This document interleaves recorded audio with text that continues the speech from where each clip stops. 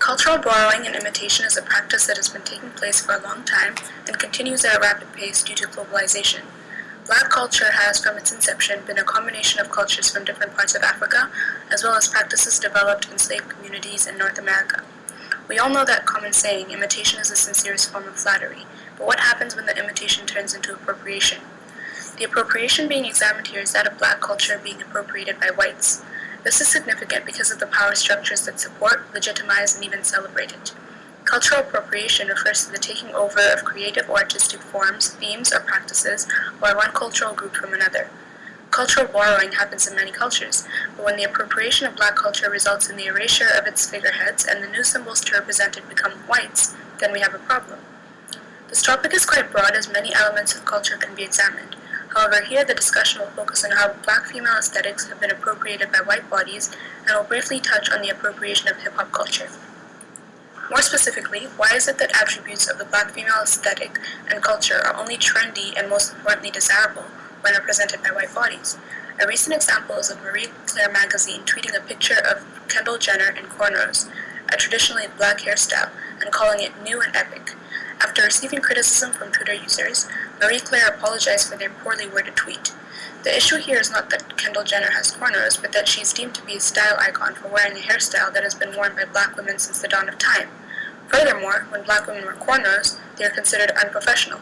So why is it that cornrows are now a desirable element of style when donned by the likes of Kendall Jenner and Iggy Azalea?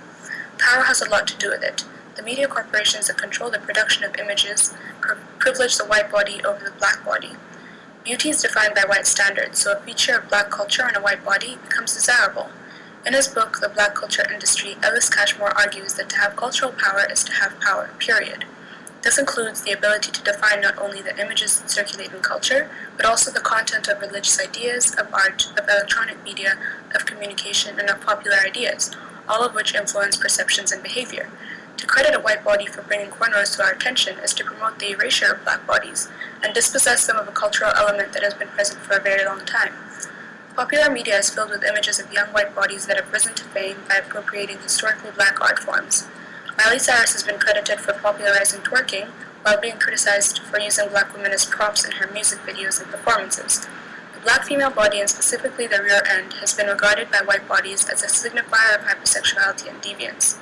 In her article on this subject, Janelle Hobson argues that as a result, such associations of the black female rear end with hypersexuality and animalistic characteristics emerge not just in pseudoscientific studies of human anatomy, but also in popular culture.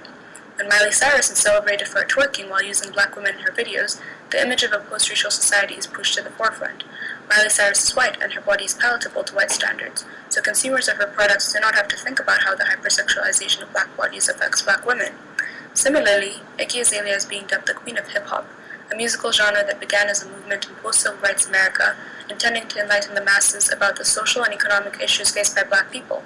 Granted, there has been a significant shift in the genre, and the original message has been depoliticized and co-opted to suit a white audience, but the fact that a white Australian woman has been placed as its figurehead is problematic. Cashmore argues that any residual menace lurking in African American practices and pursuits has been domesticated, leaving a black culture capable of being adapted, refined, mass-produced, and marketed. He argues that black culture has been converted into a commodity. The effect of this erasure is that the initial message that criticized the ill treatment of black people in America and instead celebrates America as a post-racial society. The issue lies in the fact that having Iggy Azalea as the queen of hip-hop distracts the public from the racism that remains pervasive in America. Figures like Iggy Azalea and Miley Cyrus are benefiting from this appropriation, but to criticize them alone is to ignore the bigger picture. It is profitable for media corporations to market black culture and tame it to suit white entertainment.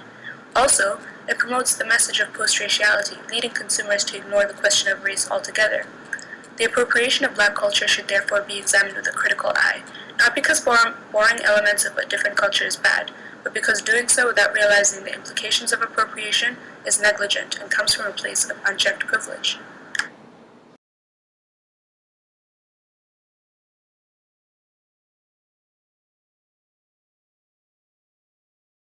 Created using Powtoon.